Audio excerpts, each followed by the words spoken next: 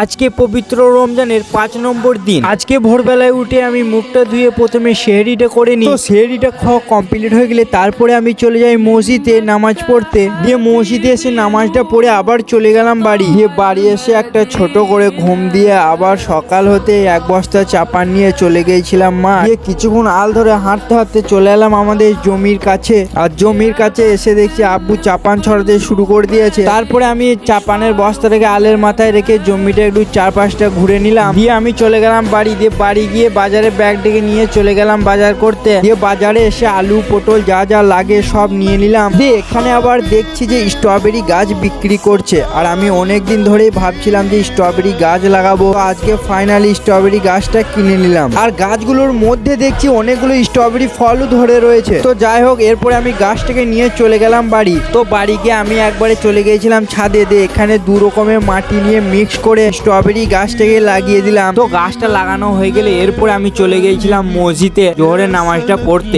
নামাজ পড়া হয়ে গেলে আমি চলে গেলাম বাড়ি। তারপরে বিকাল হতে আসরের নামাজটা পড়ে এসে দাঁতন করার সময় হলে দাঁতনটা করে নিই। তারপরে ইফতার করার টাইম হলে ইফতারটাও খুলে নিই। আলহামদুলিল্লাহ, আজকে আমার 5টা রোজা কমপ্লিট হয়ে গেল। তো তোমাদের রোজা কার কিরকম কাটছে অবশ্যই কমেন্টে জানিও।